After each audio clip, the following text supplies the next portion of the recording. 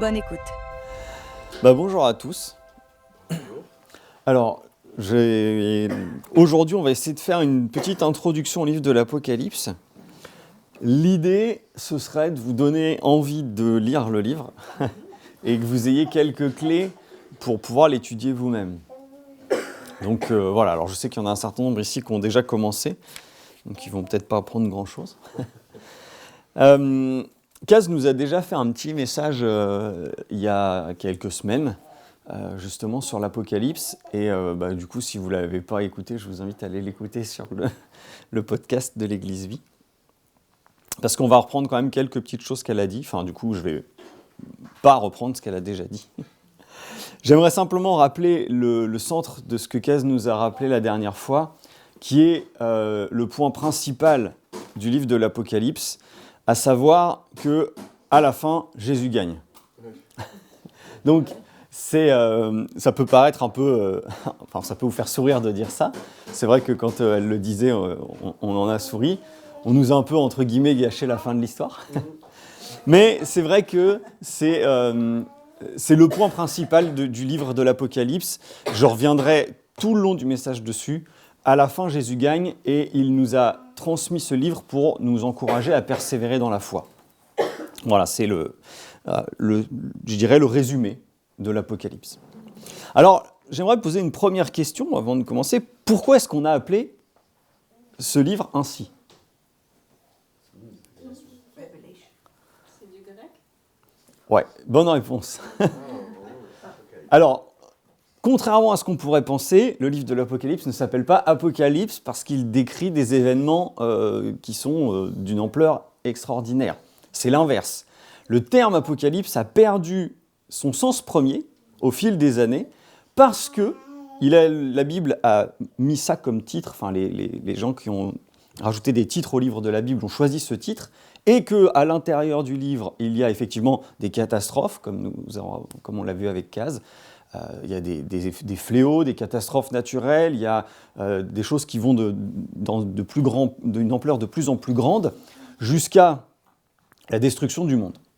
Et effectivement, comme il a été donné Apocalypse comme titre à ce livre, eh bien maintenant, quand on parle d'une apocalypse, c'est un événement d'une ampleur extraordinaire.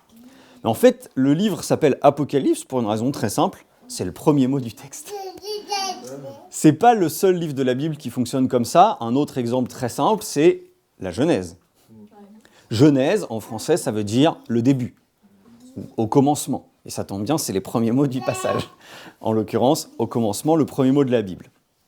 Chez les Hébreux, la Genèse est intitulée Bereshit, parce que c'est le premier mot du passage, qui veut dire au commencement. C'est ça, ou dans le principe, ou à l'origine de tout.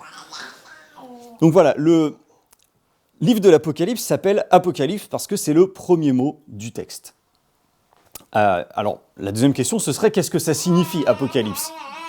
Donc c'est assez facile, comme on a la réponse que Apocalypse, ça s'appelle comme ça, parce que c'est le premier mot du texte, il suffit d'ouvrir et de regarder. Apocalypse, ça veut dire révélation. Pour les Anglais, c'est plus facile, parce que c'est comme ça qu'ils ont intitulé le passage. À juste titre, finalement, puisque c'est le premier mot. Révélation ou dévoilement. Et donc, comme Kaz nous le disait la dernière fois, c'est une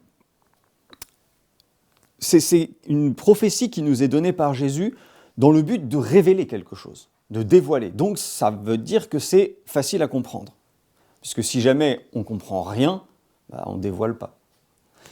Et effectivement, malgré tout, on a comme idée que l'Apocalypse est un livre compliqué.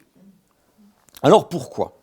Parce que finalement, comme Kaz nous le disait la dernière fois, on a quand même plein de choses qui sont faciles à comprendre dans ce livre. Le message de Kaz ne nous semblait pas hors de notre portée. Il était question de manteau, de pommade pour les yeux, d'eau chaude, d'eau tiède. Enfin, c'est des choses assez simples. Et la plupart de ce qui est écrit dans le livre est simple. Même quand on parle de la Nouvelle Jérusalem, on décrit une ville avec des portes, avec des murs, avec des fondations. Ce sont des choses qui font appel un peu à notre imagination, oui, mais qui ne sont pas compliquées. Le premier point pour lequel l'Apocalypse semble un livre complexe, c'est, je dirais, peut-être la raison la moins importante, c'est qu'il fait référence à énormément d'autres passages de la Bible. Parfois des livres entiers, comme Daniel, comme Ézéchiel, comme Zacharie, parfois simplement des passages, des versets situés dans l'Ancien et le Nouveau Testament. C'est assez logique finalement, puisque la Bible a été écrite, certes par des hommes, mais inspirée par le Saint-Esprit, à l'exception peut-être de l'Apocalypse où il nous est dit que c'est transmis directement par Jésus. Mais Jésus et le Saint-Esprit, c'est quand même la même personne, même si jamais on aime différencier les faces de Dieu, mais en tout cas, Jésus et le Saint-Esprit, c'est un. Dieu est un, il n'est pas trois différents, c'est une personne. Donc c'est logique que la fin fasse référence à ce qui se passe au début. Et on pourrait appeler l'Apocalypse à la fin, puisqu'on a appelé la Genèse au commencement. Ça décrit réellement la fin. Et c'est logique que ce soit à la fin de l'histoire. Et c'est logique aussi que ça se réfère à plusieurs choses qui se passent au début. Et à une époque, eh bien, effectivement, c'était, je dirais, réservé aux érudits, puisqu'il fallait déjà savoir lire pour étudier l'Apocalypse. Et puis, il fallait avoir accès à tous les rouleaux des autres livres pour pouvoir les comparer. Donc, peut-être que c'est une des raisons pour lesquelles on considère que c'est compliqué comme livre. Je ne pense pas que ce soit la principale. Une raison peut-être plus importante, c'est qu'il y a quand même quelques passages dans l'Apocalypse qui sont, je dirais, un peu flous, incertains, pour lesquels on n'a pas une réponse très précise, encore aujourd'hui, de ce que ça signifie, je dirais, au plus profond. Et dans ces cas-là, l'homme, il y va de son imagination et chacun va y donner sa propre interprétation. Et c'est pour ça qu'on se retrouve parfois avec des choses compliquées, parce qu'on a différentes interprétations qui sont même parfois très distantes les unes des autres. Mais je pense que la vraie raison pour laquelle le livre de l'Apocalypse est considéré comme complexe, et ça je l'ai entendu que 2 fois, ça a un rapport avec le thème principal de l'Apocalypse. C'est-à-dire que Jésus, à la fin, il gagne. Qu'est-ce que ça veut dire ? Ça veut dire que Satan, il perd. Et pour le coup, Satan, il n'a pas vraiment envie qu'on sache qu'à la fin, il perd. De la même manière, comme on l'a dit tout à l'heure, au centre de ce message, c'est Jésus gagne et c'est écrit pour qu'on persévère dans la foi. Dès les premiers versets, il n'a pas besoin d'aller très loin, verset 3, « Heureux celui qui garde les paroles de ce livre ». Ça veut dire, garder, c'est veiller sur quelque chose. Ça veut dire qu'on peut venir nous le prendre, ou qu'on peut le perdre, ou qu'on peut l'abandonner. C'est ça, garder. Garder, c'est vraiment le sens de ce mot. Et donc, si on doit persévérer, et bien sûr, au fil du texte, si on persévérait dans la foi, pour rester attaché à Jésus, le diable a tout intérêt à ce qu'on ne persévère pas, qu'on ne garde pas, afin qu'on perde la bataille d'une certaine façon. Et donc je pense que c'est là, à mon sens, la principale raison pour laquelle ce livre est toujours considéré comme très compliqué. Satan n'a pas envie que les chrétiens lisent ce livre, s'y intéressent. D'une part parce qu'il est écrit sa fin dedans, et d'autre part parce qu'il nous est demandé de garder ses paroles afin de persévérer. Et ça va à l'encontre de ses projets. Alors, maintenant, on va passer un petit peu à quelques bases qui seront, à mon sens, nécessaires pour vous pour étudier le livre de l'Apocalypse. La première chose, et comme je l'ai déjà dit, je reviendrai dessus régulièrement, c'est fondamental de se rappeler le thème central du livre.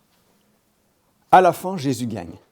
Et il nous a écrit ce livre pour que l'on persévère dans la foi, pour qu'on garde précieusement en nous les paroles du livre et qu'on reste accroché à Jésus. Donc ça, je vais y revenir à chaque fois, ou très souvent, ce thème principal du livre de l'Apocalypse. Il y a une petite particularité quand même dans ce livre, c'est que l'auteur du livre, Jésus, en est aussi le sujet. Il écrit une histoire sur lui-même, d'une certaine façon. Même s'il est vrai que le reste de la Bible est inspiré par le Saint-Esprit et parle énormément de Dieu. Donc c'est déjà un petit peu le cas. Mais l'Apocalypse est un peu particulier pour ça.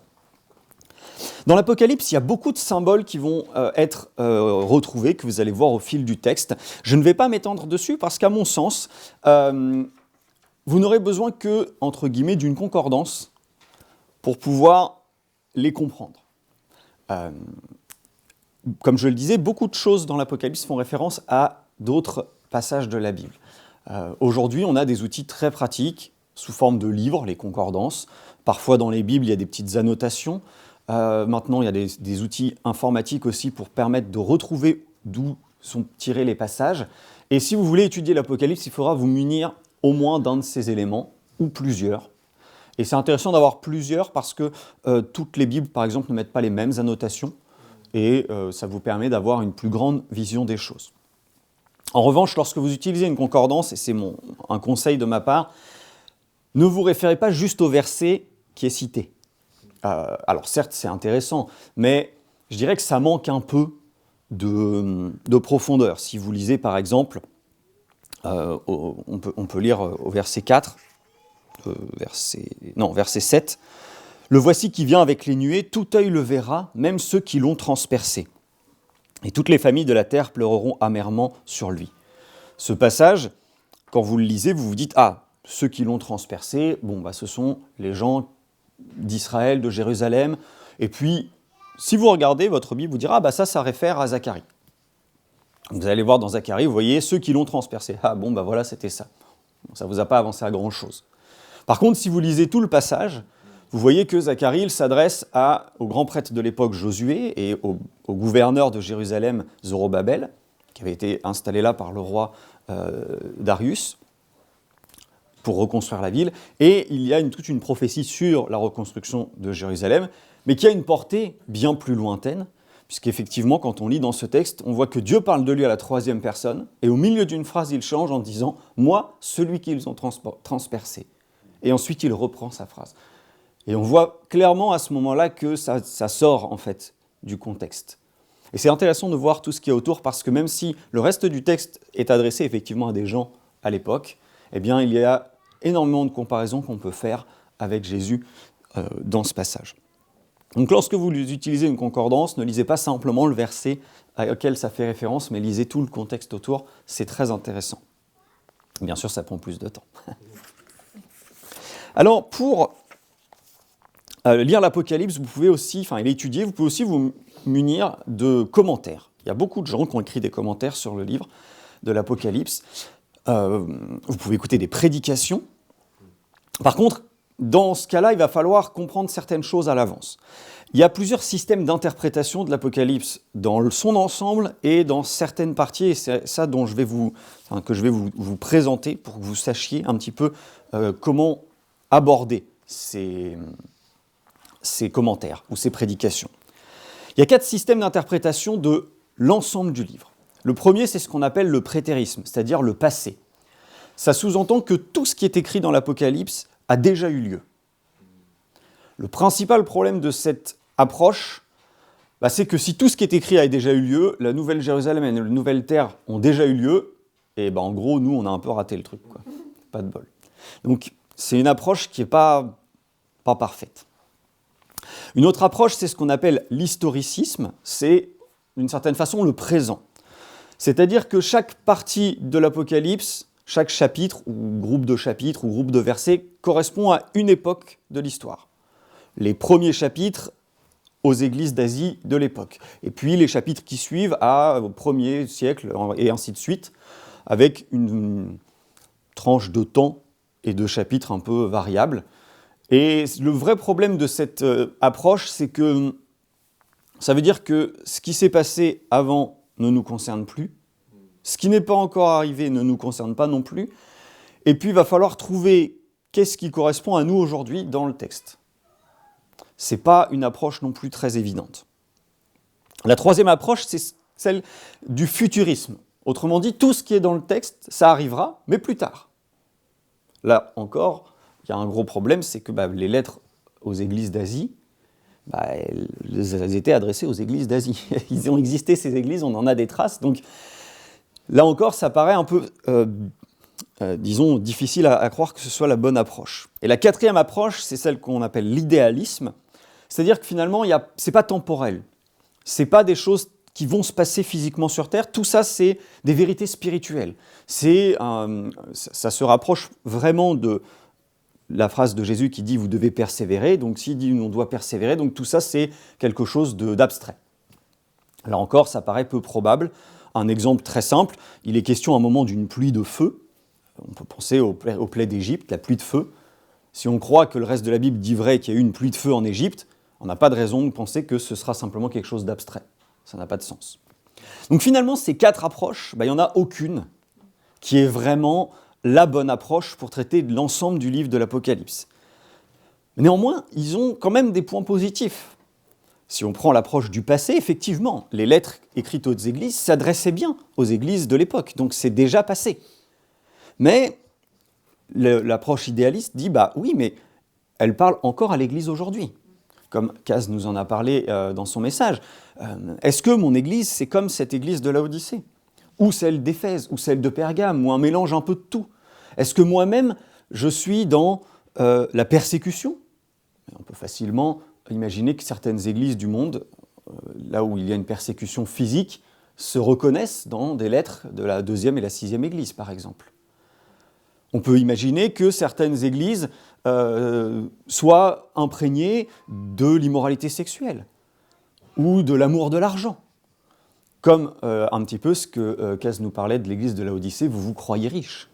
Vous avez des grandes richesses physiques, mais est-ce que vous vous souvenez encore de qui vous servez ? Donc cette approche, elle n'est pas forcément complètement fausse non plus. L'approche futuriste non plus. Il y a des choses effectivement qui ne se sont pas passées encore dans ce qu'on voit dans le texte. Finalement, c'est important de savoir quelle approche la personne qui a écrit un livre, un commentaire ou qui prêche utilise, s'il utilise une seule approche pour traiter tout le livre.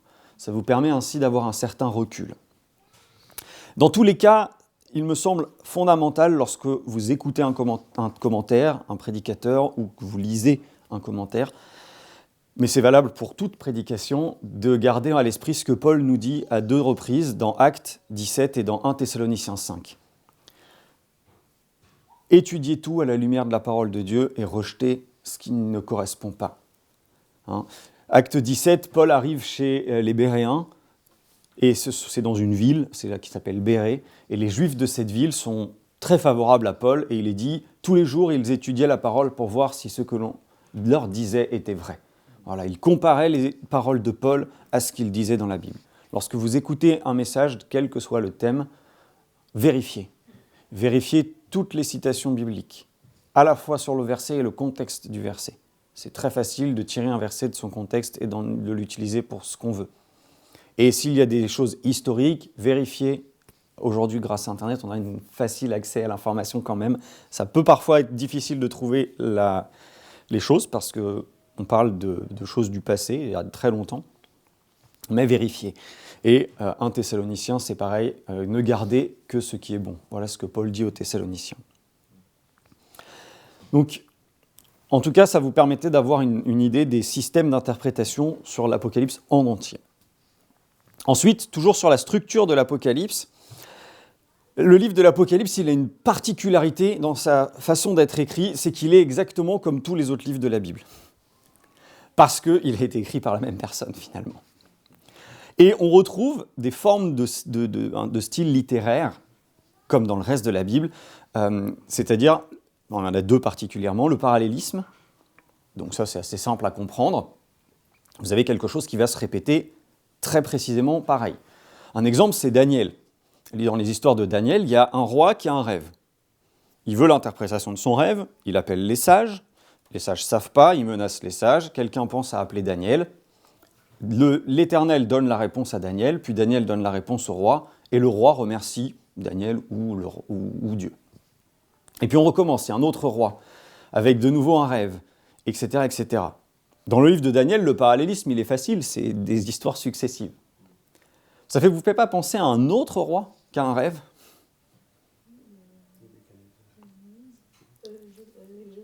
Avec Joseph, exactement. Et on a exactement la même chose. Le roi, le pharaon en l'occurrence, il a un rêve, il veut l'interprétation de son rêve, il demande aux sages, etc., etc. Un parallélisme. Des choses qui se répètent très précisément. Et on a ça aussi dans l'Apocalypse. Et l'autre, c'est ce qu'on appelle un chiasme.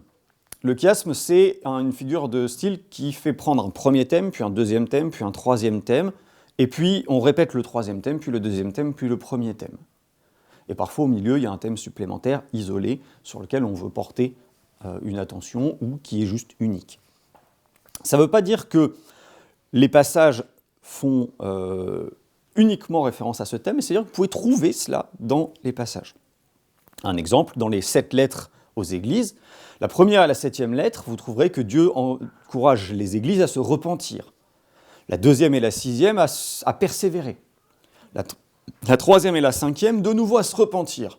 Et la 4e, eh bien, une partie de l'église est appelée à se repentir et l'autre partie de l'église à persévérer. Vous voyez, on a un parallèle avec une escalade et un point central qui est particulier. Et ça, vous pouvez découper l'ensemble du livre de l'Apocalypse comme ça. Alors, je vais vous en donner un exemple. C'est une façon, il y a probablement plein d'autres façons de le faire.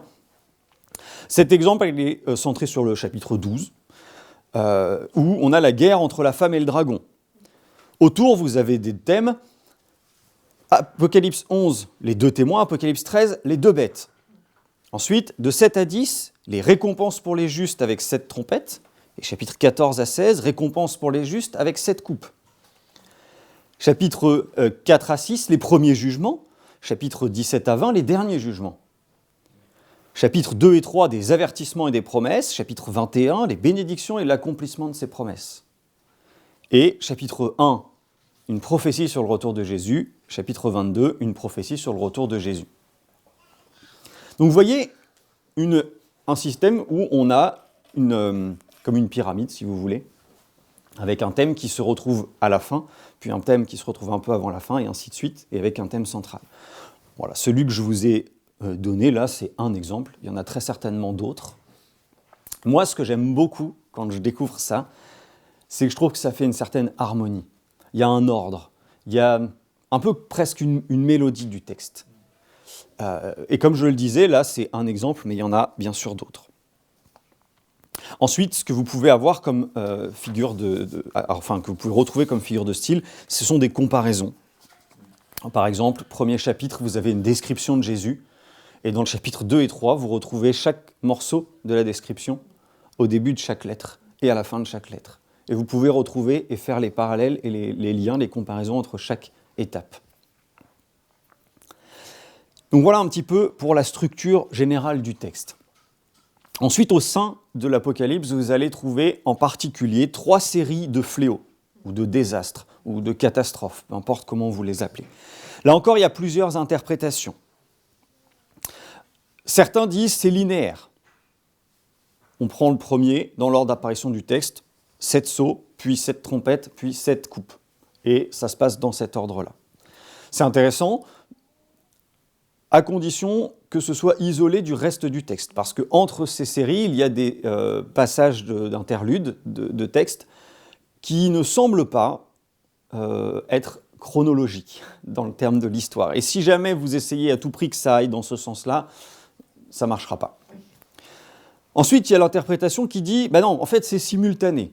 Le premier de chaque, c'est le même, décrit sous une forme différente.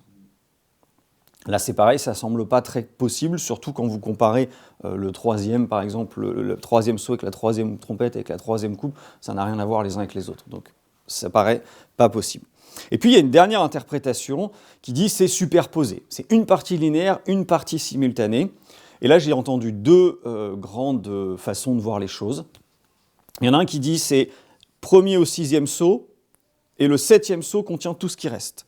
Ensuite, premier à la 6e trompette, et la 7e trompette contient ce qui reste, et après les 7 coupes. Une autre interprétation, c'est de dire qu'il y a le premier au 6e sceau, puis première à 6e trompette, puis première au 6e coupe, et le 7e, c'est le même pour tout. Voilà. Là encore, quelle que soit l'interprétation qui vous paraît la mieux, même si on a plutôt tendance à penser que la dernière des possibilités, c'est-à-dire le superposer, quel que soit celui à l'intérieur que vous choisissez, semble le plus logique. Là encore, toujours rappelez-vous quel est l'objectif premier du livre de l'Apocalypse, quel est le thème central. Nous rappeler que Jésus va gagner et qu'il va y avoir des choses qui vont nous amener à perdre notre foi et qu'il va falloir persévérer dans notre foi. Et c'est vraiment fondamental parce qu'il y a on a une grande facilité en tant qu'être humain à se concentrer sur, entre guillemets, le détail. Alors vous allez me dire, on est sur du détail qui touche quand même beaucoup de monde. Quand il est question d'un quart de la Terre, c'est pas rien. Mais en fait, finalement, c'est du détail. Ce que Jésus, il veut, quand il nous donne cette apocalypse, cette révélation, c'est pas nous dire, voilà, il va y avoir ça. C'est de nous dire, persévère. Il est là le commandement.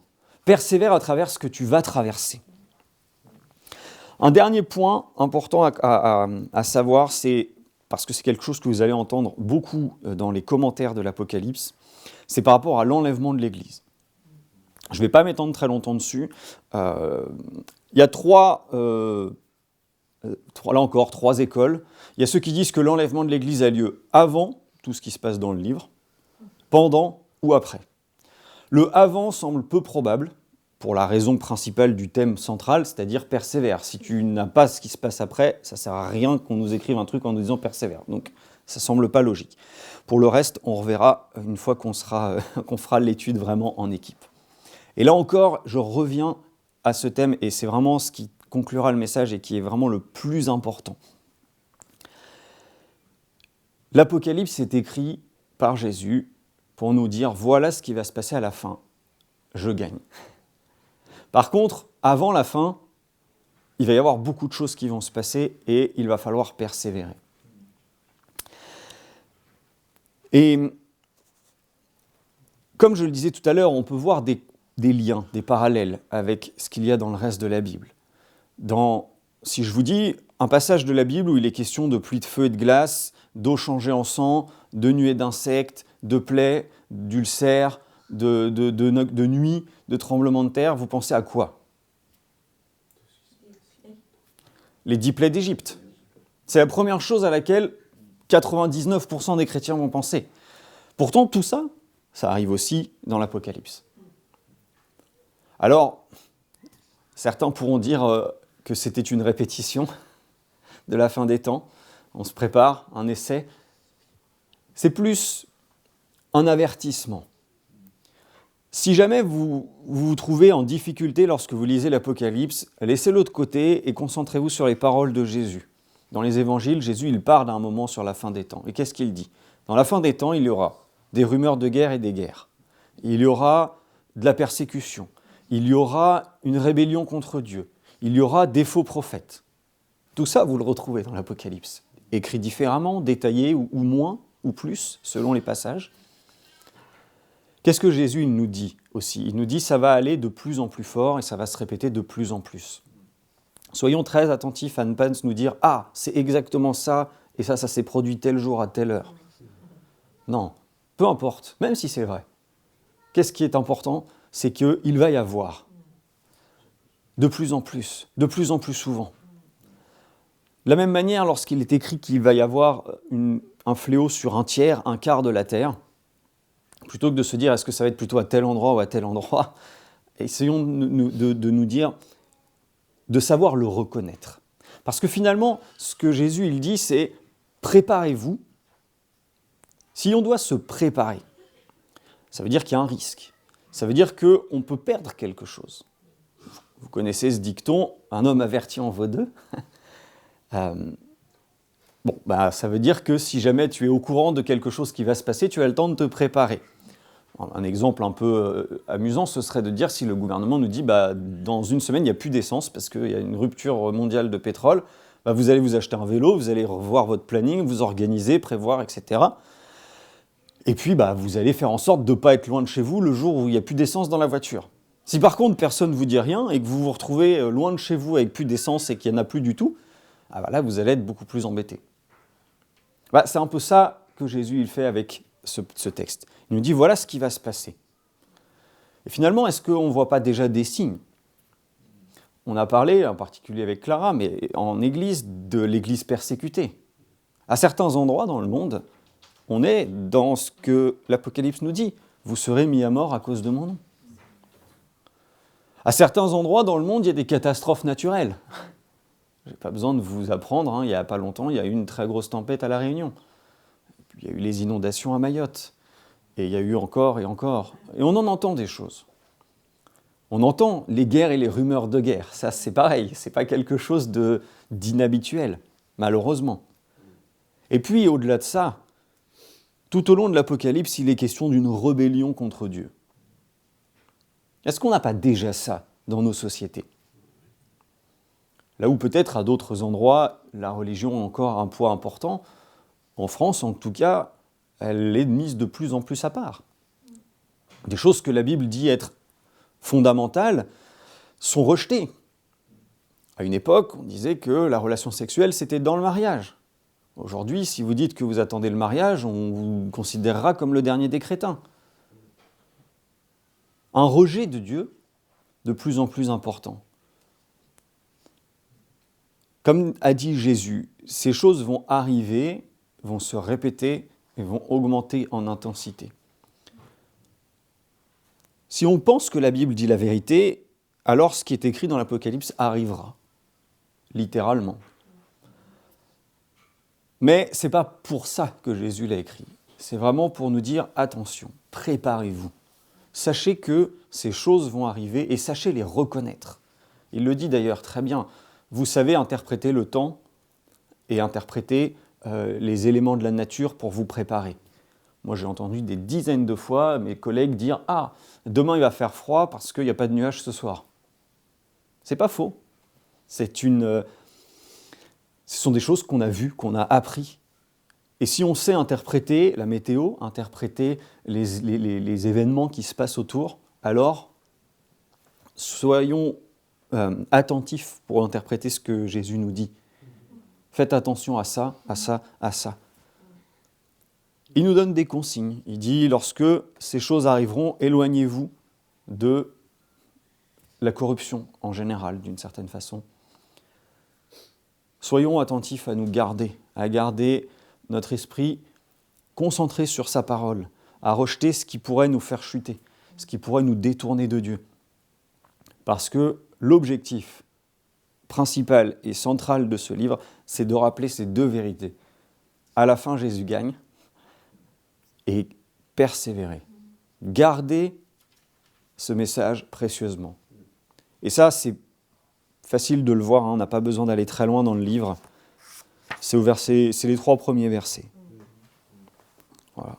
Voilà ce qui doit arriver. Jean atteste tout ce qu'il a vu est la parole de Dieu. Heureux celui qui lit et ceux qui écoutent les paroles de la prophétie et gardent ce qui s'y trouve écrit. Donc, persévérez, car le moment est proche. Et il n'est pas nécessaire de lire tout le reste du livre. La venue de Jésus, elle est annoncée des dizaines de fois dans tout le reste de la Bible. Le moment, c'est ça, son retour. Bien sûr, ça vaut quand même le coup de le lire. Voilà, j'espère que je n'ai pas été trop flou, que ça vous a donné des clés, que ça vous a donné envie aussi de l'étudier, parce que c'est l'objectif. C'est pas quelque chose de compliqué, et lorsque vous butez sur un élément, remettez tout sur le point central. Toujours ce thème central qui est fondamental dans la lecture de ce livre en particulier. Vous venez d'écouter le podcast de l'Église Vie. À bientôt.